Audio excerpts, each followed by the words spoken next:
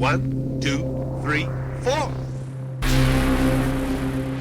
Ladies and gentlemen. Ladies and gentlemen. That's right, the big dick is here. Get ready.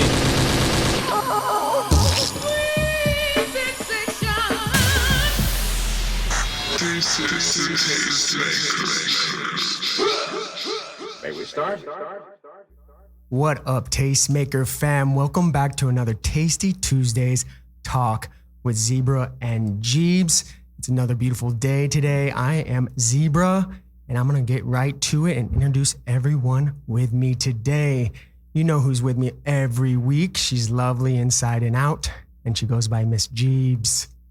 What is going on, LA? It's Geebs, and I'm always so happy to be here. We are always happy to have you, and I'm always happy to see you. Me too. You make my day, Zbrah. Ditto.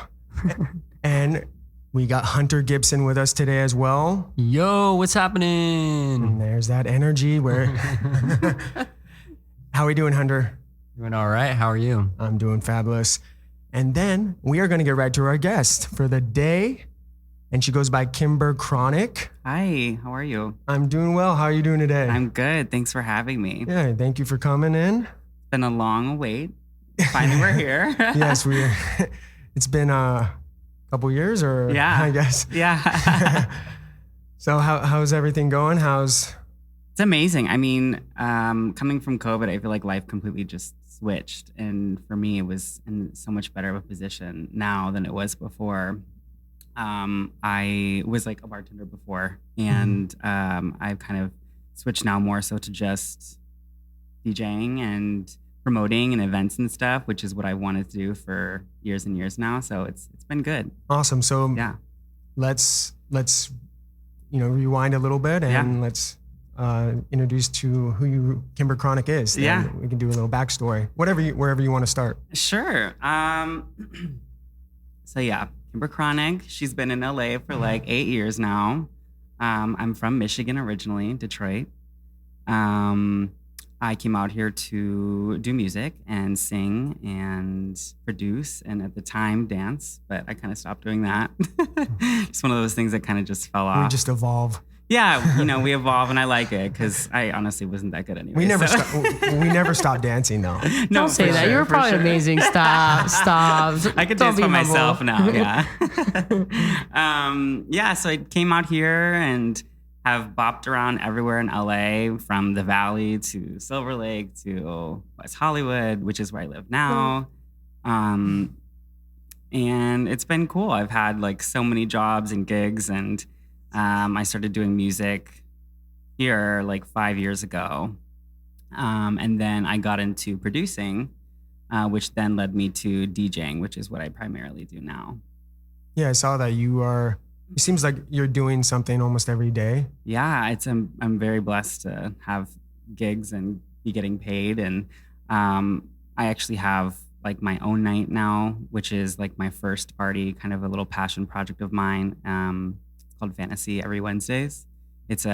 Where's this at? It's in West Hollywood at Beaches. Oh, Beaches. Yeah. Mm-hmm. We've got some good drinks. I'm there. And it basically is just a night that showcases new trans talent on a weekly basis. Oh, sweet. So coming out here, I guess a little bit more of a backstory. I started my transition about like 5-6 years ago, and I always wanted to incorporate that somehow into my music. And when I was writing and stuff, I didn't really directly talk about it. It was kind of just more so like indirectly and like in between the lines and stuff. And now that I have the chance to be doing events, I can now, implement that and advocacy that way. Mm-hmm. So how did that all come about because pandemic hit and then you just started doing shows right off the bat, seems like. Yeah, well, with the pandemic, I was just producing, and like I forced myself to have like a diligent schedule Monday through Friday when I was at home of just producing from the time I woke up until 5 or 6, and then I'd stop because I was like, all right, I'm gonna make this my job now. So you had the time. Yeah, and I had an amazing time doing it. And well, you had also the time. And I had the time, yeah. I mean, there wasn't anything else to do. But you're tending bar before that, before the pandemic still? Yeah, I was bartending before. in nightclubs primarily. Mhm. And then, I guess I was like trying to figure out how to like cross over from bartending to just my music, but I never really could figure out how to do it. And then I think it was like a reset with COVID. Mhm. You know, So- I'm grateful. Well, I don't want to say I'm grateful for COVID, but I'm grateful for how I went about Use it. your time. Yeah. Because I was thinking, so how did you do that then? As far as like Well, you producing said or you wanted to do it full time, and now Yeah. you're doing it full time. yeah, I guess I just put myself out there, and like I had like actually the chops to back it up at that point where I wasn't just relying on other people to do stuff for me. I was like proactive about it, Mhm. and I had a lot. I know so many amazing people out here that have kind of given me an olive branch, and I had spoken to one of the DJs at Beaches actually, and had said that I was interested in DJing, and he was like, "Oh, amazing!" And he just kind of put me on the schedule, and I was like, "Wow, that was easy." And then from there, once I got one gig, then it just like boom, boom, boom. Like within a month, I had 15. See, people, you just gotta ask You do. sometimes. You Some have people to are take so. charge. Some people can't even ask, and Hey, they're terrified. closed mouths don't get fed. Like you That's have to, exactly right. to implement yourself and be like, hey, I want to For do this. sure. And I think it's like you don't want to seem some type of way and be like, I don't want to seem thirsty or, you know, but like no one's going to know what you want unless you say it. Mhm. So you have to like Yeah, no one put can read yourself your out mind. there. And it's, it may be scary and embarrassing, I guess, somehow to like a rejection, but like there's only one way to find out and you got to try and just go for it. Especially if you're passionate about for it. Sure. Yeah. And it's like I went to school for like music, theater, and dance, and like I wouldn't want to like apply myself for the past, I don't know, decade that I have, and then come out here and just not take risks and not do anything. It's kind of just a waste of time. yeah, at it's that like, point. you played yourself at that moment. Exactly. And then you'll look back and be like, shit, I wish I would have done this. I wish I would have taken this opportunity. I wish I would have put myself out there. So I never want to look back and regret anything. Isn't LA full of rejection though? It is. Yeah, so I mean, maybe- it's been, like I said, I've been on here for like 6-7 years, and I'm just finally now It's- like getting my feet wet with it. Yeah, So people they come from out of town, I think, and think they're gonna hit it big. Oh, you know, for within- sure. I But come. that's kind of like the joy of LA. I mean, Yeah. that's like the, the beauty of it. I mean, it's sad because it's literally the land of broken dreams. But Yeah, at the same broken time, dream, you yeah. can also make them happen. Yeah, it depends how long you want to put forth through it and how much Right. time you want to put in and How jaded you become. But also energy. Like No, energy for is sure. always a big Yeah. one. Like Yeah, I absolutely. like I'm sure there's people out there that are very Exhausted. talented. Yeah. But I think sometimes the way they carry themselves, people are like, don't really want to fuck with that. Yeah. And so, but if you come correct, and that's just like in LA, I'm gonna just tell you guys, if you come correct, Yes. you will find like a niche that's just like, oh, you know what, and they take you in and they Mm-hmm. embrace that. And you may not know where it's going to land, like where it's going to lead you. There's always different paths. And, so You just gotta have fun with it. Oh, for sure. If you're not having fun, then you should probably switch and do something else. 'Cause, I mean, why would you want to like, Well, go they'll about prob- doing something without enjoying it in the process? they'll probably just have fun being here. Yeah. Get caught up in the fun. For sure. I mean, 21, 22, 23, I definitely did.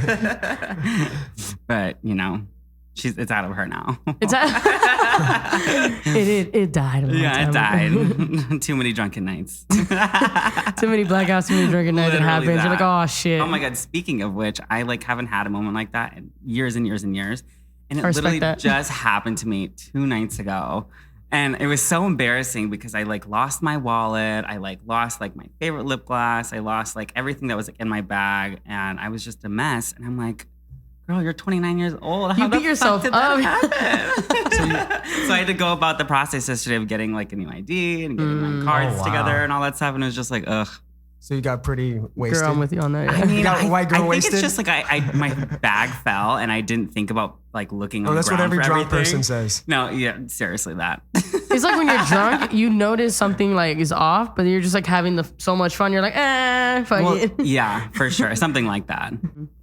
You were saying earlier you like to implement your transition into your body of work. Can you elaborate a little more on that and then like what that means to you with the whole transitioning and how, as part of your identity and being a DJ being another one? For sure. I think that there's so much more work that can be done with like trans outreach and kind of just exposure in the media. And I feel like we need to just support each other. And whether you are trans yourself or you're an ally, supporter, it's important to, represent our community. And I think for me, starting Fantasy, which is the trans talent every week that I do on Wednesday nights,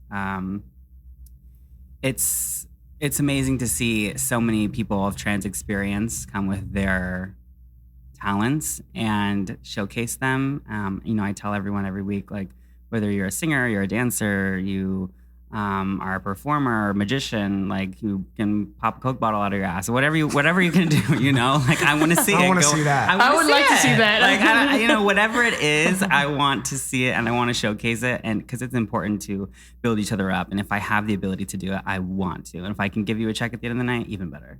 Yeah. That's again, good support. I feel like within the community, you have to put each other on. Yeah, we got to support each other and like hold each other up, because not a lot of people will. Do you see competition? Like, do you see a little not even friendly competitiveness in the community, but do you think there's room for growth in that, as far as like not being haters and just kind of like? Yeah. For sure. I do see like some competitive behavior, but never directly with me, just because I don't think that, I don't know, I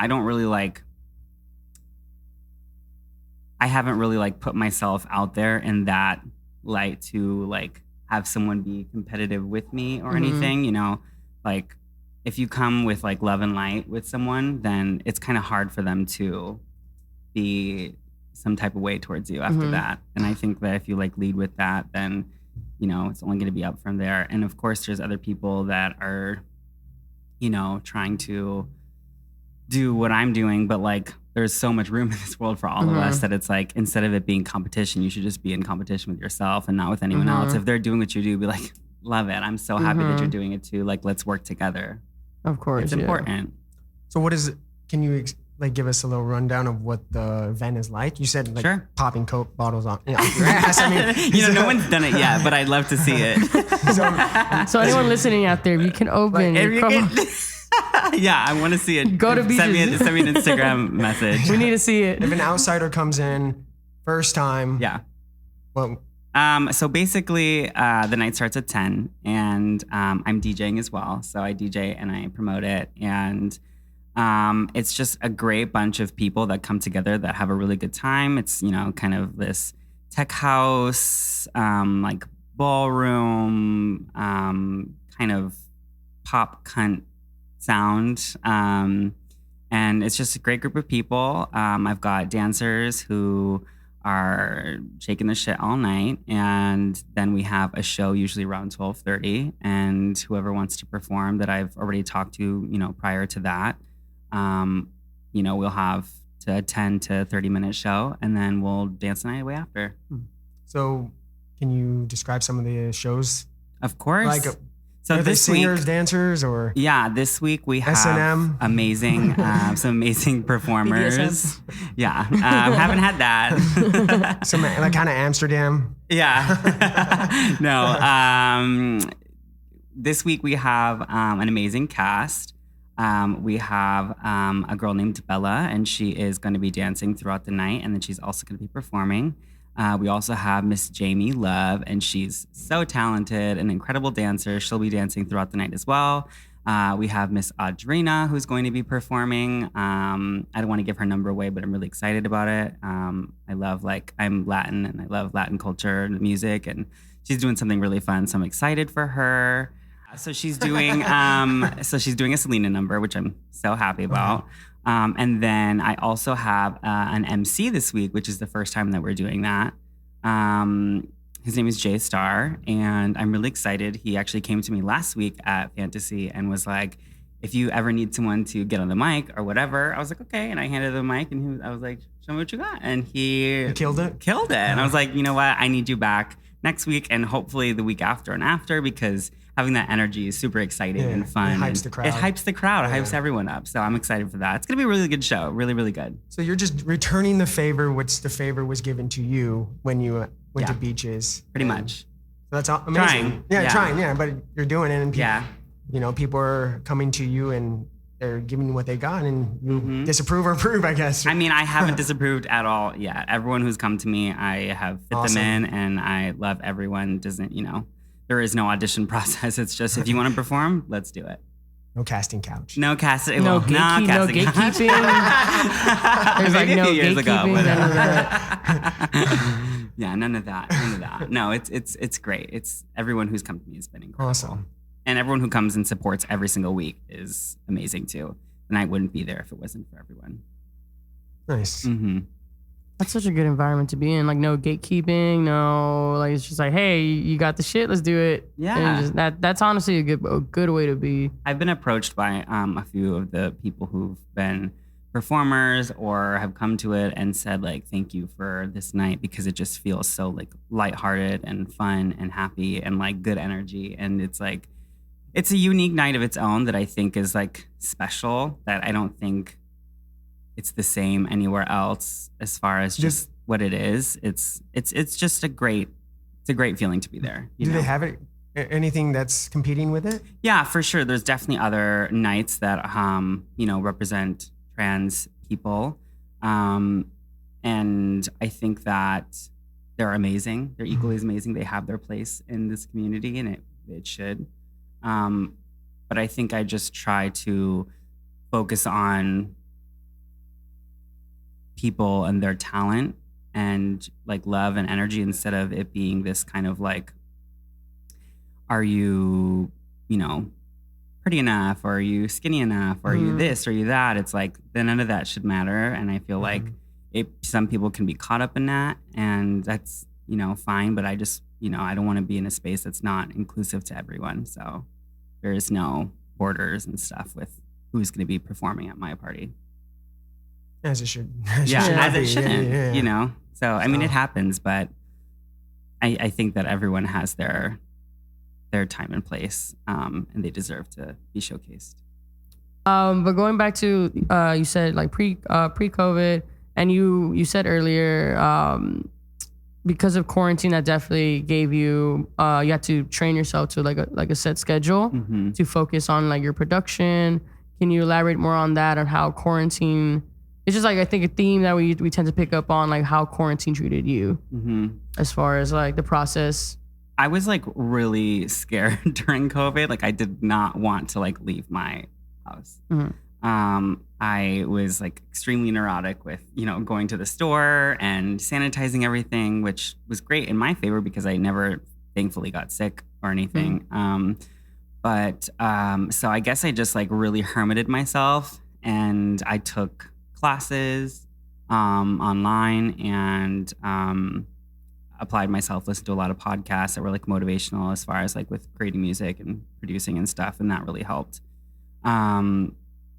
And then I would just sit down and apply myself. And at that time I had a music partner that I was working with, and we both just would work on music, send it to each other, and then we would work on it like separately, send it back and forth, and we'd have maybe 2 or 3 pieces that were rotating. That was always just, hey, I did this, this, and this.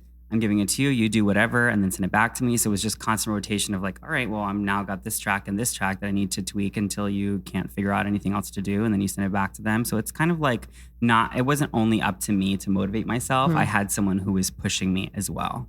So that really helped me. Okay. Yeah, and then it kind of just, then you do your own projects.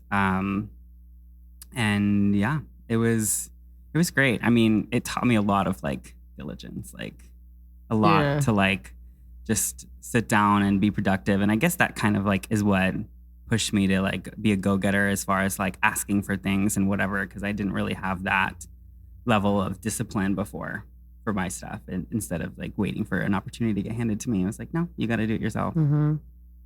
I noticed you said you had a DJ partner, but you're a producing partner. But you had a group, correct? Does that still exist, or? I did not. Or a collective? You had a DJ partner, Yeah, so CRNC. Was my past like music venture with. His name is Maskfish, and he's still producing and DJing. I think we both just were like we gave each other what we needed as far as like creating music. I mean, we made over 100 songs, and only came out with, I think, 3 or 4 of them. Mm-hmm. But the point was just to be better producers and better artists and stuff. And Is that during the pandemic? it Or? was. That Yeah, was- it that was was during the during. pandemic. Like we did music videos. It was super fun. Like we had an amazing time doing it. I think that coming out of COVID, we both kind of just realized that musically we wanted, I guess, different things, which is perfectly okay. So we both kind of had a mutual understanding of being like, I support you. I love you. You go do you. I'll go do me. And let's help each other out. And we still support each other and talk all the time. So It's fun while it lasted. it was like, it was necessary. And it was an too. experience. You learned from it. For sure. I mean, you have to learn how to like give and take. You can't, Yeah, especially with a collaboration. because like I'm a very like I way. know what I want type of person. If I want a specific sound, I want that sound. You know, so it like taught me how to collaborate with someone better. And actually I could like, you know, sit down and a studio and actually know what I'm talking about. Whereas before you're just like, oh, I think that I like this sound of down here. Like you don't really have the terminology. And then going through that, I learned a lot. Okay. And took a lot away from it. So, but he's amazing. You can check his music out on SoundCloud, Mask Fish. Love you. He's great. He's great. Going back to the whole artistical process of your production, could you see the difference from when you first started to like now? Oh yeah. You could just totally. I mean, I'd say in the beginning there was no structure to the music. It was just kind of like what sounds good, and there was no like rhyme or reason or rhythmic patterns or anything like that. Like it was just kind of, this sounds really cool. I'm gonna put this in here. Which, you know, looking back, like if I were to listen to that music again, I think that I would really like hearing it, just because there was no rules or like it was just free for all, and it was just like no inhibitions and like. This is when you are first producing. That stuff is usually the most creative. Yeah. Sometimes because it's not so like robotic. Yeah, sometimes. it's not structured. You're experimenting. You're experimenting with new sounds, and you're trying to push yourself. Yeah, you don't know. You come up with stuff that when you look back, you know, from now to then, you're like, wow, it's just totally different. Yeah, I mean, there is one song that I have ready that I want to release that I started like, I think it was my like second or third piece that I had done. And it's just kind of been like a baby of mine. And I'm like scared to let it go for some reason. But you've been working on it. I have been working on it. And it's my favorite song I've ever done. And I've worked with great producers in the past before I started producing. And it's still, I think, is my favorite. And I'm sleeping on it, but like it'll come out one day. Oh, of course. Especially if it's something your favorite, you don't want to tarnish it. So I feel like you're just trying there's a reason why I'm holding it, and I feel like it's meant for something like down the road that I don't know yet, that I'm waiting to like hold on to. I have a couple songs like that, but that one's for sure my little baby.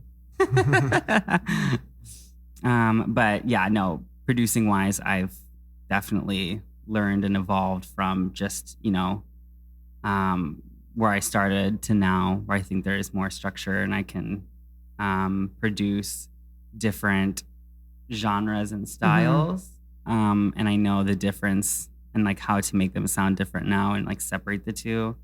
I started with more of like a vibey, like type of music, and then it switched to more like tech house, and like at first it was pop, and it's just kind of been all over the place. But I think the good thing for us when we were taking classes is we chose classes that specialized in like, okay, you want to do techno, so then there's tech house, and then there's you know, a bunch of different styles that it kind of forced you into, and you know, it was like a you would go along with it in for me it was Ableton.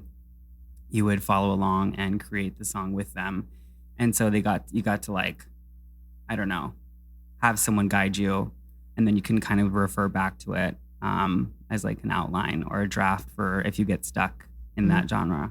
And we kind of just chose to do 3 or 4 songs within that subgenre, and then move on to the next one, and then take at the end of the month or 6 weeks that we were doing that, then we would create a song or two, and then we would see how we wanted that to be fused together. So that's kind of just how I went about growing and learning. Would you like, if we were gonna play a song, What song do you want to play? From mine? Yeah. There's a lot. I'd say like definitely from my CRNC days, probably, I think Big is my favorite. We got access to that? Yeah. If you can go on, any streaming platform. I love the sample voice on that. It's so good. There's literally only 4 words to it. 3 words, actually. But it's funny. It's a funny one. Have you heard it? I did hear it. I heard Big, yeah. Oh, I love that. And it's just so fun. And I remember there's like a horn in the middle of it that I spent so long trying to like configure and work out because it was like so specific. It's like, no, I wanted to sound like this and I couldn't figure out how to do it. And it just kind of like naturally happened. But, we were going to create a music video for it. And then we realized, I was like, no, it's like. You're listening to the Tastemakers with Zbrah and Geebs on Dash Radio. That one's really fun. And then I guess we could do like a little preview of Chill as well, which is like a complete opposite of that. This one has vocals. This one has more of a storyline. This one's more chill. And it's called Chill. This one's Big Dick from Big Dick to Chill. Literally. It's called Balance. Yeah, Balance. Yeah, I can look it up. Honestly, some of the best songs are just a little sample loop with your voice, one or two words, and they repeat it. Yeah. I mean, sometimes people get lost in the lyrics are too long, But that was the type of song where people can sing along without even knowing the song. Literally. And by then you're just like, get stuck in your head. You're just like walking on the street like big dick. Big dick. All right. That's what's gonna happen. I'm gonna be walking down the street and we're like, Big Dick. Yeah. And then, it will happen. And then someone, mark my words, and you got to message me. And then someone's like, thank you. I'm just thinking about big dick. I said Big Dick in my head all day. Here it is. Chill.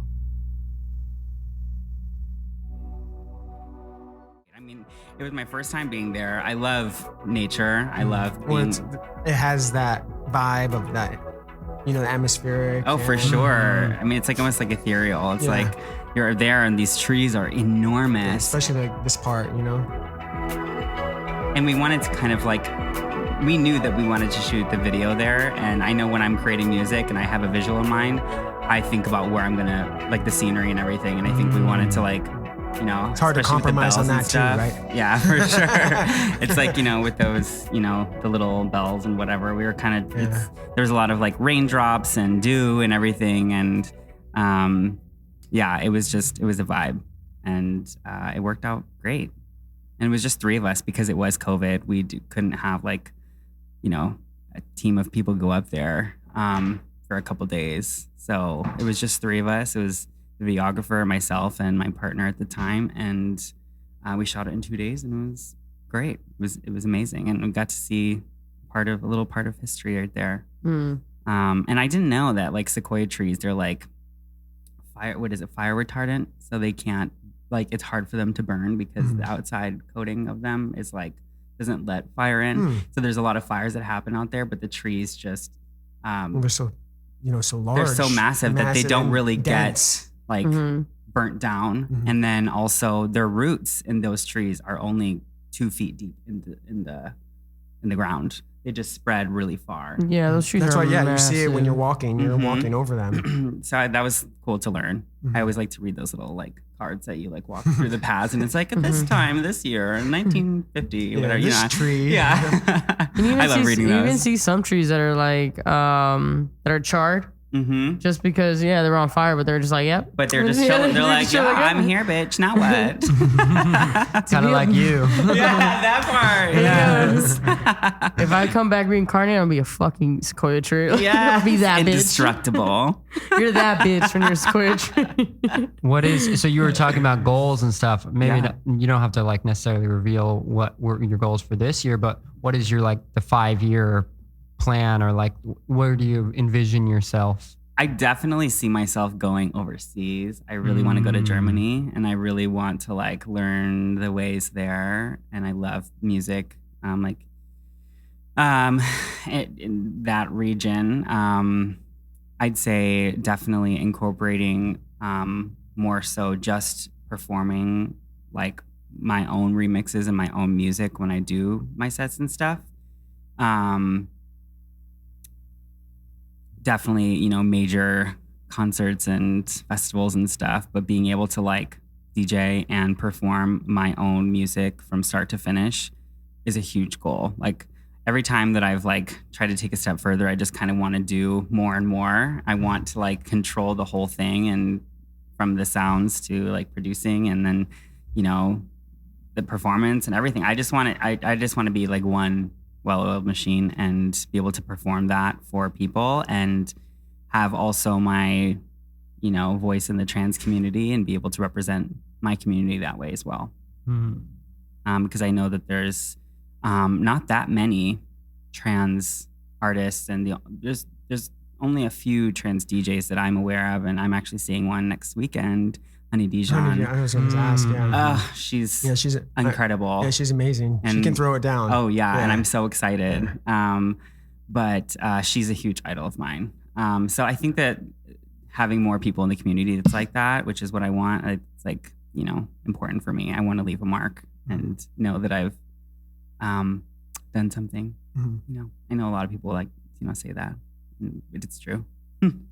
Yeah, I mean, you have to. I think you'd want to make a mark. Yeah. I mean, what would be the point? There'd be no purpose. Yeah. Right. So, do you want to discuss a little bit about your transitioning and Sure. when? Because you started transition like 5 years ago. 5 years. We actually. Yeah, you can go ahead and tell the story. Okay. Yeah, we had a photo shoot like 6 years ago, maybe. Yeah, I was trying to look back in the archives. I think it was 2016. Yeah, I think it was like maybe like 8 months, 10 months at max before I had kind of like started my transition. Did you already knew by then when we met or no? No. So like everyone who comes from trans experience has a completely different story, and you know, and all of them are valid.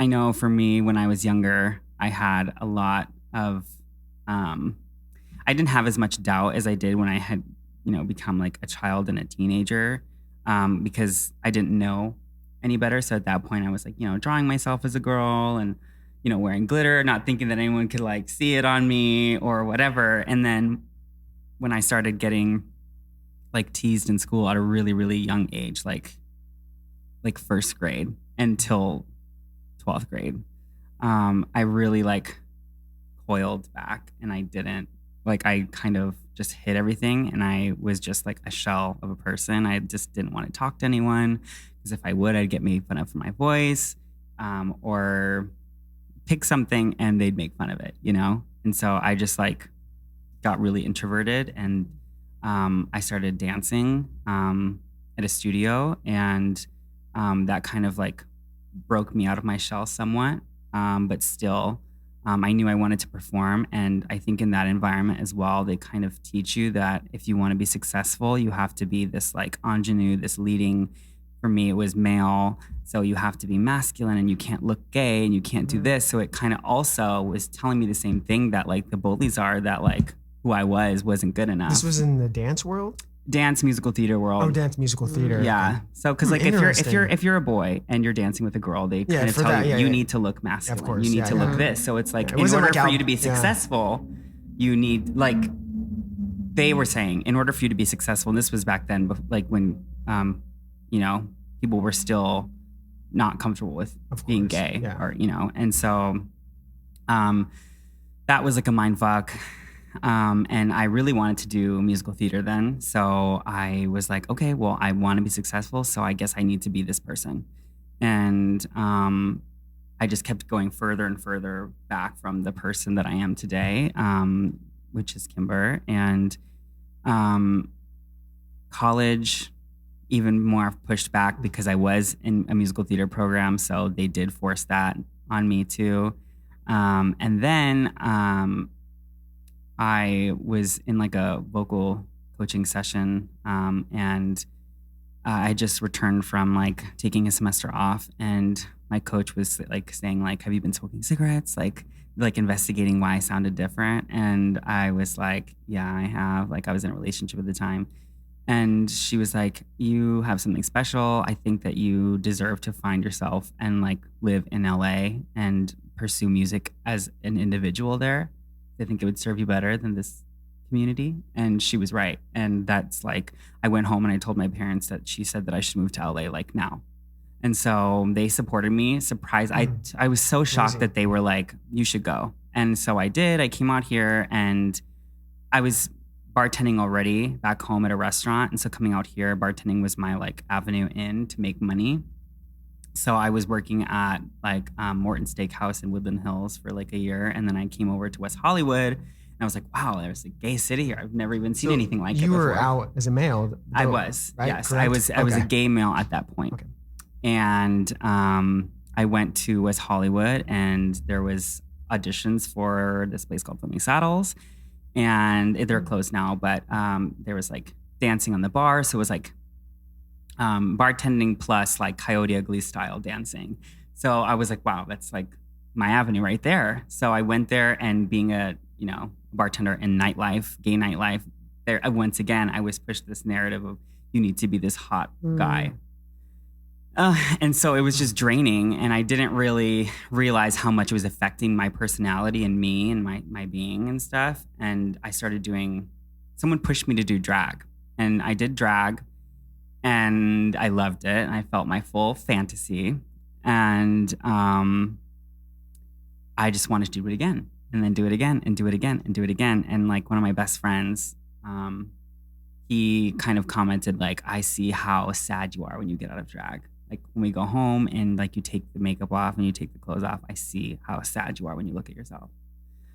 And so that kind of like started my revelation. And that was kind of the time that I met you, was that like doing drag a lot, kind of, you know, just like experimenting and playing around, but not really knowing that I wanted to transition yet. Like it wasn't even really a thought. Like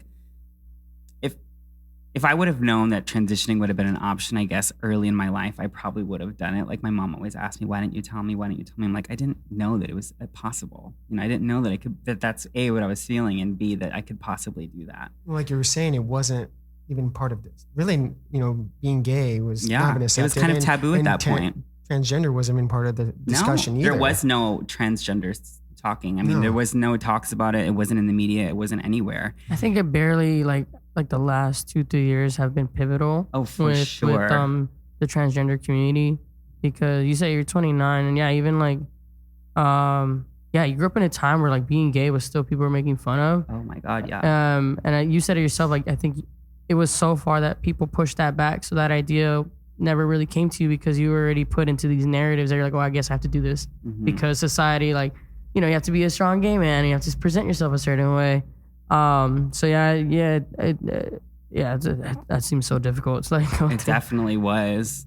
Like it's not easy when someone tells you in order for you to achieve what you want, you have to be someone else. It's a hard pill to swallow, you know. And then because you believe it, like you believe it, and you're like, wait, like you do, because I mean, you're not going to like combat instructors and teachers, people that you've confided in and have taught you everything that you know. You're not gonna be like, you're wrong. No, I can't. Like, I guess you can, but I didn't, because I was so afraid to speak out and say anything and defend myself at that point, because I wasn't really like a whole complete person. And when I started doing my drag, and when my friend did kind of present that idea to me of like, you don't really like getting out, I can see how sad it makes you. I like kind of broke down, and I like hid in my room for like a week, and I didn't talk to anyone. And he basically was like, let's talk and let's meet up. And so he kind of just like, I told him that I wanted to transition, and it was hard because I was very like pretending to be like hyper masculine, and so no one really saw it coming unless you knew me like super close. And he was just like, yeah, I really think that you should just leave your house and go to work however you feel like you look the best that day, whether it's in drag, whether it's with makeup on, without, however you feel the best about yourself is how you should start presenting.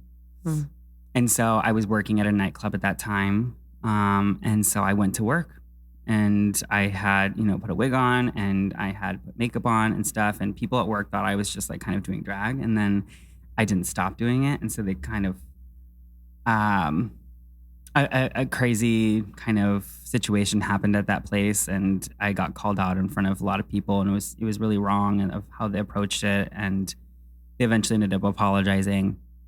But it kind of like forced me to like defend myself and say, no, this is what I want. This is who I am. And from there on out, I was like, you're going to change my name in the system to Kimber, and period. Like, and so 3 months later, I started taking hormone replacement therapy. I went to the Trans Wellness Center and to the LGBT Center, and they helped me get on hormones and testosterone blockers. And I started my transition. And, you know, it's been years, and it's like been the best thing that I could have ever done for myself. Like, I feel like a different person in like the best way. I feel like all the best parts of me like lives strong now. And yeah, I didn't live that way before. So it like kind of saved me. Well, it's like a lot, what we hear quite a bit is you're free. Mm-hmm. And when people, because you're oppressing who you were, your feelings, and once you get that ability to be who you really are, you're free. I mean, there's no limits at that point. Yeah. You know, the sky's the limit, and you can just soar because you don't have all that weight carried on your shoulders. How does one, like saying that would be in your situation, you had a safe place, I would say, your bar, and you could, that one day you just dressed up and, you know, went to work. Mm-hmm. No one, for the most part, didn't think anything of it. They but did, like, but you know, I'd say that there was equally as much support as there was backlash in the first couple weeks, and then the support only grew. You know, it was kind of just like a awkwardness of like what's happening, but once people got it, it was all support, and it's been nothing but supportive since then.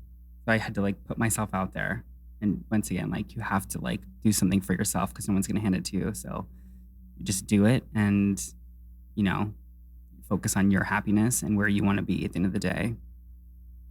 That's beautiful, honestly. Yeah. Because I mean, you could just, I mean, no one wants to live their life like miserable and unhappy, you know? You don't want to live your life for others. Like you definitely don't want to live your life for others, you know? No, and it doesn't matter it doesn't matter how, whatever your situation may be. For me, it was like masculine. It doesn't matter your features or anything like that. Like your trans identity, it matters, and doesn't matter like what you have, I guess, in your mind working against you. It's like, do what makes you happy on the inside, and you know that it'll help you grow. You had that support group, your friend. What about someone that doesn't have that, and they are questioning, you know, transitioning, but they don't have the support group? I'd say that there's amazing organized groups at the Trans Wellness Center and the LGBT Center.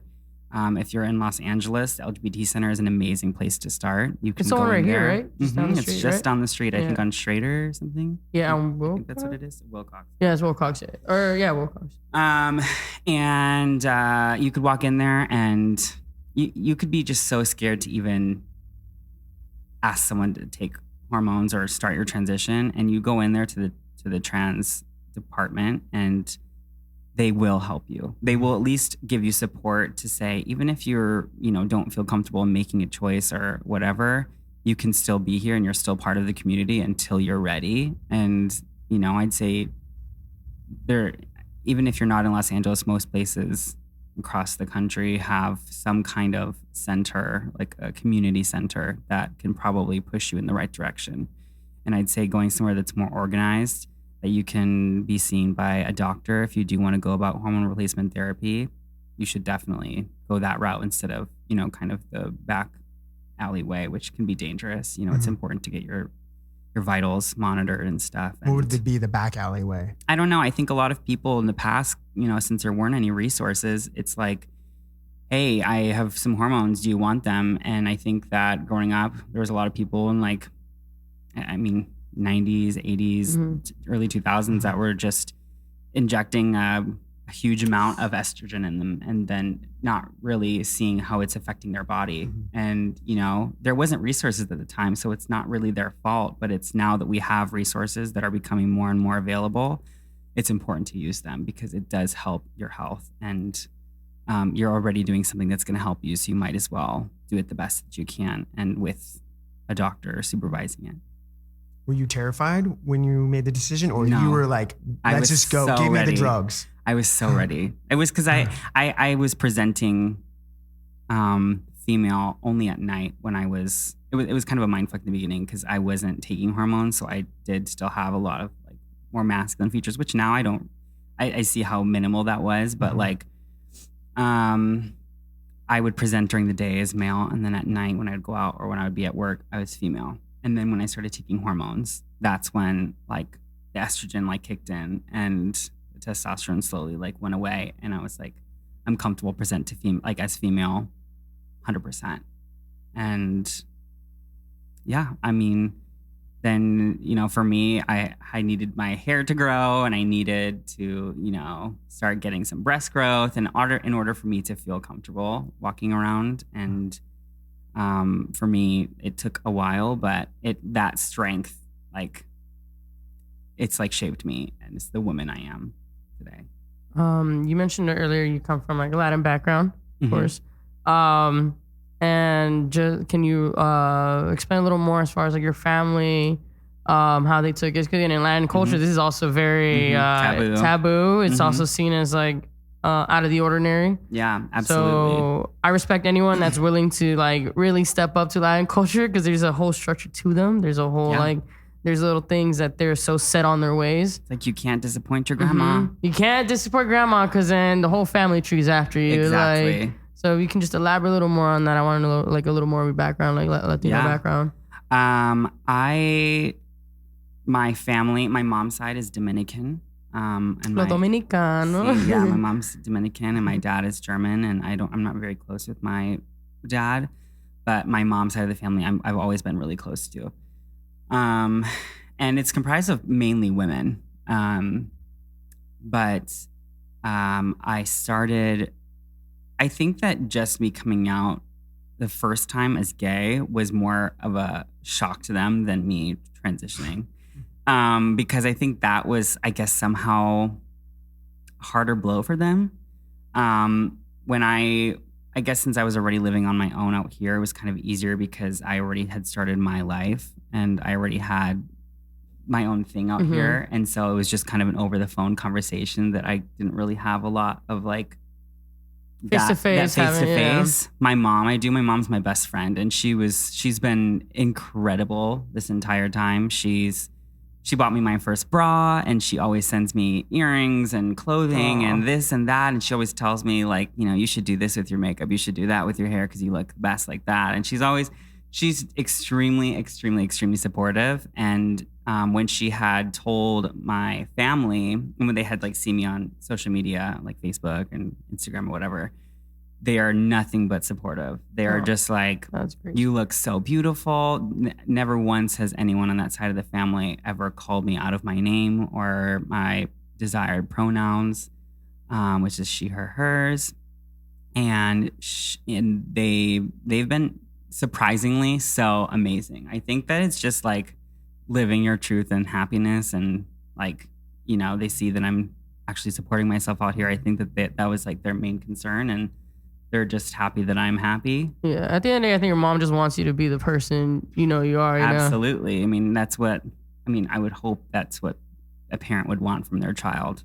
It's not the case with everyone, unfortunately, but for me, I was lucky enough to have such a supportive family. My brother is super supportive. My stepdad is, and my mom's side of the family, and everyone. It's been amazing, and like I couldn't ask for a better family. That's good. Really, I was lucky in that department.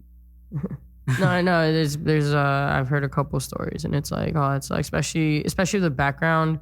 Latin background, religious backgrounds. It's hard because they have such a preconceived notion of what it means, and they can be so dismissive. Like, not only do you have to keep up with American culture, you have to keep up with that other culture that has its own like rules. Because if you don't, then they'll clock you and be like, "Why are you just focusing on this American culture? Like, you need to have your Latino roots. Like you're losing it." It's like pressure. It's like shit. Give me a break. Life's hard. And your mom has heard your music and everything. Oh my God. My mom's the first person I send anything to. If I'm working on a project, It doesn't matter if it's talking about a big fucking dick or if I'm talking about I love someone more than anything. Like she is the first person to hear it. She's the first person to give me her notes. Be like, I don't like this. I like that. I don't like this. I'm like, okay. Notes taken, and I'll apply it. Yes, Mom. Yes. Exactly. And she loves it. She's like, the song that I just recently came out with, it's called Katish. And there's like, it's kind of like, I'd say the most graphic song that I've ever come out with. And to me, it's not, but like, I'd say like someone, like my mom or whatever, it is, I guess, the most graphic. And I was like nervous, like to show her. And I was like, I have this song that I'm about to release and I haven't told you about it because I'm just like scared. I don't want to show it to you because I know you're going to ask me the minute I tell you about it. And I sent it to her and she called me back. She's like, I fucking love it. I was like, oh my God. It was such a shock, but she's so supportive. My brother, he's 18, and I take his opinion very seriously too, just because he loves the music that I create, but he's also like immersed in like that kind of house. And just, we have a lot of like similar musical artists that we love. So I like hearing him and his opinion because I get that younger kind of that trendy, like exactly that younger TikTok. That lingo. I get that from him. So I you get to an age, you got to listen to the younger kids because exactly. we were young too, and it's like, oh God, well, you're lucky you have an 18-year-old brother because he can keep you pick his brain. Pop culture. Yeah, and he's so smart and like he's so talented. He's like this like star soccer player, and he just went to college this year, and he's amazing. And like I wish I could be like a fraction of how cool he is. He's just so cool. And his name's Marcello. I mean, even that name alone. Ooh, shout out to the beautiful family. Yeah. To Mama Bear, to Marcello. Thank you guys. Yeah. For real. They're huge supporters. And then going back to like the music, I wanted to pick your brain on this one. Is there a specific sound you're trying to aim for? Like, you say, because we both heard Big and Chill and completely different side of the spectrum. Is there a sound you're trying to hone into or a genre specifically that you want to like dive a little more? I think that I'm like forever progressing as far as genre, and I don't try to focus on it like specifically because I think that we're coming to a place in music that genres are dead. Yeah, it's dead and they're blending, and there is no genre anymore. So I try to just I try to get inspo and I try to learn about genres, and I try to pick and choose what I like from that genre and apply it to my music. So I think like my music is a melting pot, and however I'm feeling and however I create whatever song that may be, I don't know what will pop out. I don't know if it'll be a pop song. I don't know if it's going to be, this like super, creamy ballad or, it's just kind of a feeling, and I just kind of like go with the feeling, and I try not to overthink what it is, and sometimes it comes like in a day, and I'm just like, wow, that's great. Yeah. On to the next. Let's do it. But I definitely like that, like ballroom techno stuff, like that tech house, like kind of like 90s inspired sound is like what I'm like most interested in right now. And I think that's kind of what I want to start creating next, or at least learning more about it next. Because I'm seeing that I'm of that. I'm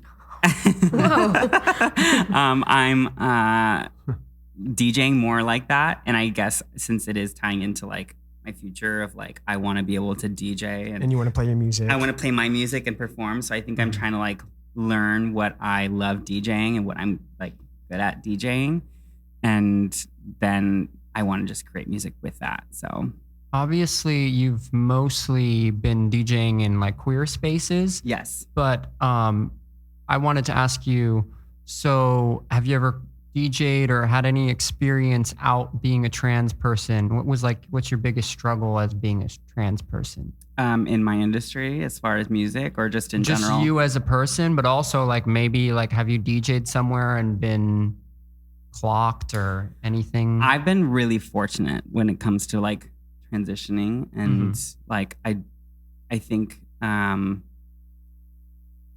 like I was saying earlier, if you like come correct with like love and light, I think that it's hard for someone to like be negative towards you, but obviously it happens. There's just miserable people out It there. is you know? miserable. I mean, people can be Misery mean loves and company, stuff. like- I've never been in a situation that I felt uncomfortable in music or anything. And I've been in the studio with, you know, people all across the board who mostly aren't in the queer community. Oh, okay, cool. And they've respected me and they've loved the sound. And I think that the people I've surrounded myself with, like my uniqueness of like, you know, the kind of gender bendiness of my voice sometimes and whatever, they've kind of like hyped me up instead of like questioned me. And I think I would love to eventually push more out of the queer community, but I think that it's important to like build while I'm in my community right now around my people and get the support, and then keep pushing myself to get more uncomfortable with my surroundings and where I'm performing. That sounds cool. I'm excited for that. Also, like, have you, and obviously that's in your professional life, but what about in your personal life? Have you had any struggles as a trans person? I think that the biggest struggle for me was like changing all of my like identity and like my name and stuff. And that was just a shit show of a process. I mean, the fact that it is so difficult to get your name changed or your gender marker changed on your ID alone is so difficult. You don't think about that. You don't think about it because it's like, even if you get it on your ID changed and you try to go somewhere that requires more paperwork and your ID says your chosen name and your birth certificate or social says your birth name, and they won't want to help you because they're like, these are two different people. It's like, no, it's me. It's like, well, you have to get paperwork that shows it. I'm like, well, that's what I'm trying to do right now. And it's just, there's so many hurdles and obstacles to go through. And right now my final step is like getting my birth certificate changed, which is a process because I'm not in Nevada, which is where I was born. So like, especially during COVID, I was like calling and no one was available to help me. And I'm still like struggling with that. Luckily, I've changed my social and I've changed my, you know. Oh, really? Yeah. You have to change the social security number? Not the number, but your name. Oh, the name. Just the name. Just you have the to name. you have to like basically go to court and have your name legally changed. Is that just processing and fees? I mean, the fees I are can imagine outrageous a too. bunch of fees. And it's all like for about a money. trans person, Yeah. it's like, you know, it's really hard to find work. I think that's unfair. Like that's really unfair Well, for the community in general, just to like make that process so difficult for someone that just wants to have their own identity. Like it's not a crime to have to want to be your own person. No, it's not at you know? all. And you know, there's so many people that come from trans experiences that cannot find work. Yeah. And how are they going to, you know, continue in society and like try and like better themselves and change their name and whatever without having like money and being able to change and like go to a judge and pay hundreds or thousands of dollars to get their name changed when they can barely, you know, support themselves because they're not given opportunities the same as everyone else. So I think that should be a huge change as well. We should be working towards that. And like, I'm, you know, I actually have a show coming up next month that we are going to be donating to. I'm still working out the kinks, but we want to do something with a charity that focuses on finding jobs for trans youth and trans people, because it's a huge problem. And I'd say that's like a huge struggle within the community and with me that I experienced too. Finding a job and being promised like, oh, you're going to work here. Like, we love you. You know, we'll call you back for, you know, your orientation or whatever. And then they never call you. And it's just very much like, well, did you clock me or did you figure something out? Because my resume speaks for itself. What didn't you like or what changed? Yeah. I experienced a lot of that when I left the nightclub that I was working at before COVID. I could not find work for 6 or 7 months. Could not find work at all. Like, and I've worked at the busiest nightclub in Los Angeles. I've worked at a fine dining restaurant. I've worked in these places that... And these are the places they're saying they need help. Exactly. Yeah. And like having that on your resume should be a no-brainer to get hired somewhere that is a fraction of that. There's like politics, obviously trans is part of it, but like there's politics of working anywhere. Everyone wants you to hire their friends. Oh, for sure. Yeah. Definitely. It's like, going to Especially in 30 West different Hollywood. establishments and like applying and talking to managers and then having them, not even really like there's nothing that's going against you. It's just kind of like, oh, we'll call you. Yeah, Like, you can tell that look. They're like, oh. It's frustrating. And I wish it didn't happen, Well, but it did. you're in a better Thankfully, place I'm in now. a better place and I'm grateful for it. That's why if I can give checks in trans people's hands at the end of the night while they're still doing what they love, like I want nothing more than That's to do beautiful. that. Yeah.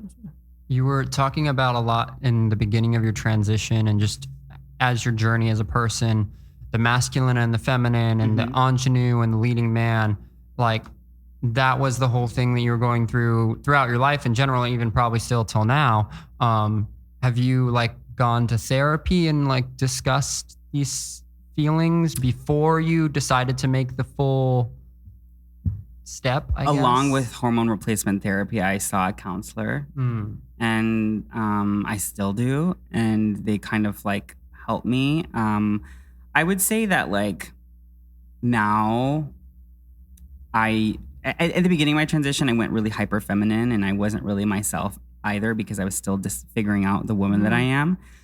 And now me being like comfortable with myself, I've incorporated a lot more of that masculine roots that I had and incorporated that in my day to day, that I'm not afraid to have a masculine trait or or feminine or whatever. I think that my experience living in both genders have like fused together and now I'm just Kimber, And I think that like having a supportive family and friends, they're my therapists and they're the ones who help me go through those times. And if I am like feeling down or whatever when it comes to my transition, they're usually the ones to help pick me back up.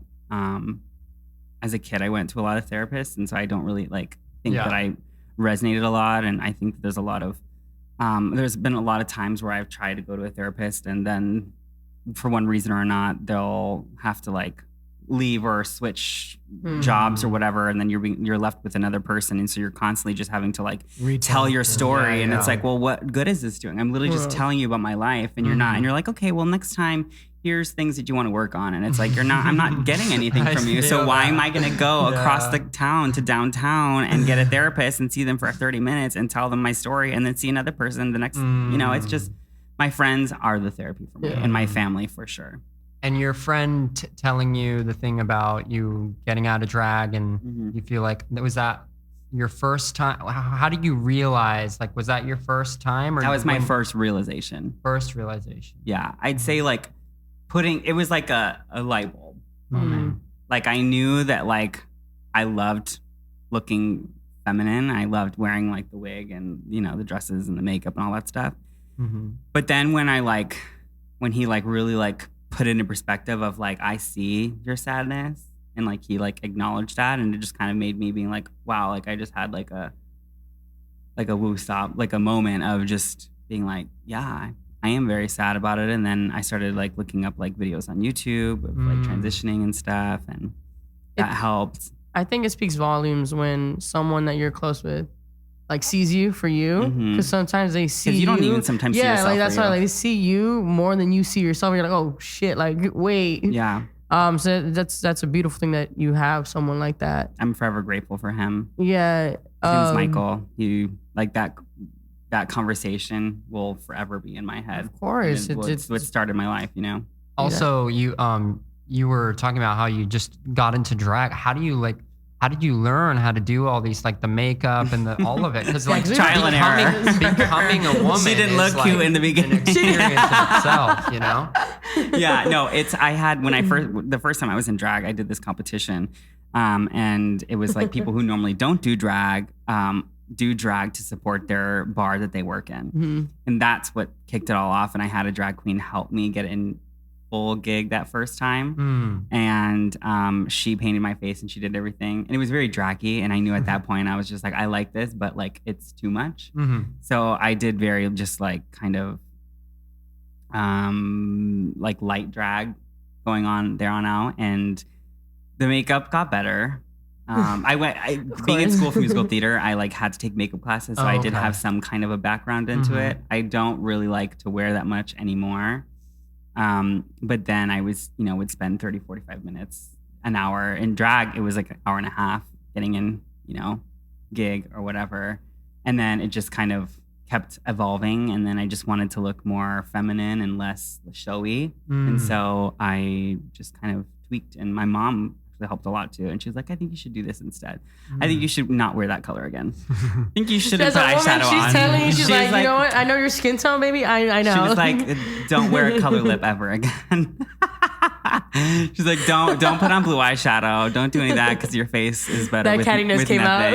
No, she was just because like we're very similar when she was young and like we look similar. So like she gave me all the tips of being like, she knew from experience. Use She's like, bronzer my instead of baby. eyeshadow. Use all that stuff. I'm like, okay. She's like, my baby gonna look And fine. she helped me though, and it really did help. I had that support from her, which I'll be forever grateful for because not a lot of people do have that. I'm grateful that it was my mom that's the one that told me that. That's really, really beautiful. May I ask what the name you chose? What resonated? It's a badass name. I love that. Thank you. Kimber. Like I was like, whoa. I was like, wait. It's funny. It actually comes from my mom. So when I started to do drag, my name was Kimber Chronic. And growing up, I always heard about my mom's first dog named Kimber.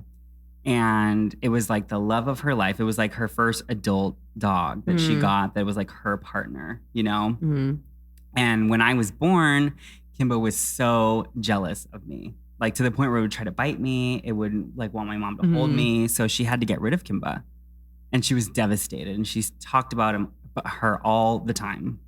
And so when I was thinking of drag names, I was like, I want to choose something that's kind of close to home. And for some reason, Kimber popped in my mind and Chronic because I love Chronic. And, Chronic is a lifestyle of being the baddest, best bitch that you can be. So Kimber was my drag name. And then when I was choosing my forever name, I was trying to think of something similar to like my old name, my birth name. But nothing was resonating with me. I couldn't, nothing really stuck. I didn't really like it all. Like I would ask people's opinion and it was just like, And Kimber was the only thing that I really loved. But I was like, that's a little extra. So I was like, what about Kimber? And so Kimber was alive. I love that. Almost like Kimberly. It's like Kimberly, but it's not. That's what I'm saying. Like, Kimber Chronic. It's actually my full first name is Kimberlyn. So. Okay. Oh, okay. No, yeah, because I was like, Kimber's my shortened first name. Oh, yeah, like Kimberly to me is like sounds like I'm not, no offense to anyone, but like basic, like Kimberly. Yeah. But when your name was Kimber, I was like, I like that. Like I like that a lot. Yeah, thank you. It's a badass sounding name. I wanted something that like also had like more to it that most people don't know, like Kimberlyn. I just wanted Kimberlyn is still way extra. better. Thank you. And then just Kimber is just what it was, and it's stuck. And like that was it. Did your mom pick up on that reference? Yeah, it was definitely hard. I think that for me, like with my family and people that were close to me, I gave a lot of like leeway in the beginning because it wasn't only a transition for myself; it was for the people that were surrounded me. So you can't just expect.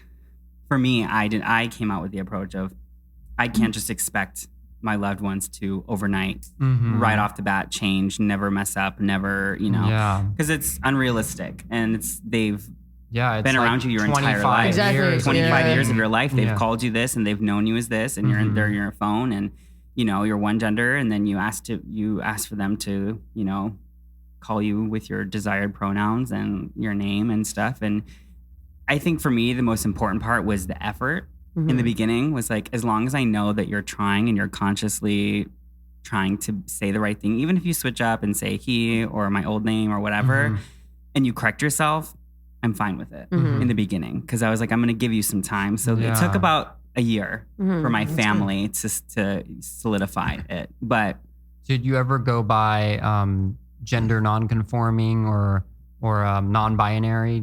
I did not. Okay. No, I think. How do you feel about like what is your take on all of that? I think every gender is valid. I think that people who are non-binary, I say get it, and I think that. What does that mean to you? Get it meaning like no like them being non-binary. Like what does that mean? Non-binary is an individual who doesn't associate with either gender. So they don't want to be referred as he or she because they don't fully see themselves as either and they kind of see in the middle and don't feel the need to be attached to a gender, and they're just a person that they want to be known as instead of just he or she. So I think that if that was more prevalent before, I probably would have wanted to go the non-binary route, but because it was taboo at the time to just be gay or like trans or whatever, like there wasn't really talk about non-binary. So I think more and more people now that are like, coming out as non-binary is exciting to me, because it means that people are growing and like wanting to constantly like evolve and change and like and connect more with, or influenced by the media and what they're showing. Like, how do you feel about kids transitioning? I think that it's beautiful if, you know, it was very clear from the time I could start talking that if I was asked if I wanted to be a girl, if I wanted to, but with supportive, like a supportive tone to it, I would have. Oh, okay. You know, and I'd say it's easier to transition before puberty, because you don't have to, you're not going through a second puberty. Transition is a second puberty. You have to like, your body has to relearn everything and like forget a bunch of stuff.